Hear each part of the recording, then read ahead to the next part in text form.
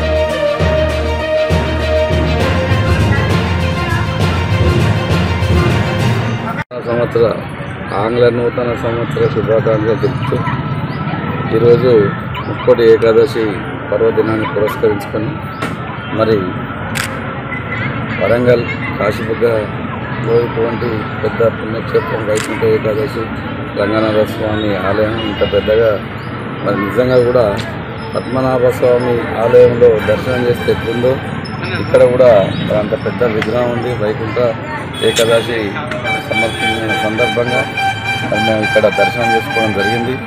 అదేవిధంగా కాకతీయుల నాటి, ఎందుకంటే అప్పటి సామ్రాజ్యం వెళ్ళినటువంటి కాకతీయులు దూరదృష్టితోటి ముందు చూపుతోటి మరి ఇక్కడ పక్కకే ఇక్కడ రంగనాథ స్వామి ఆలయం, పక్కకు శివాలయం, మరి రెండు హిందువులకు పుణ్యక్షేత్రాలు.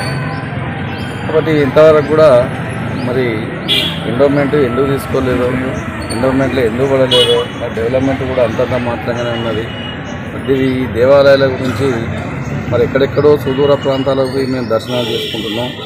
ప్రత్యేకంగా ఇక్కడ రావాలని చెప్పి ఒక సంకల్పంతో ఇక్కడి నిర్వాహకులు మరి ఆహ్వానిస్తే మేము రావడం జరిగింది. నాతో పాటుగా మాజీ డిప్యూటీ మేయర్ కక్కర సారయ్య గారు మరి వారు కూడా ఈ వరంగల్కి ఎంతో కిలా వరంగల్కు మరి అక్కడ ఉన్నటువంటి ప్రతాపరుద్ర చరిత్ర కానీ రుద్రముడయ్య చరిత్ర కానీ కళ్ళకి వచ్చినట్టుగా ఆ రోజు మరి వారి హయాంలో పూర్తిగా అభివృద్ధి జరిగింది.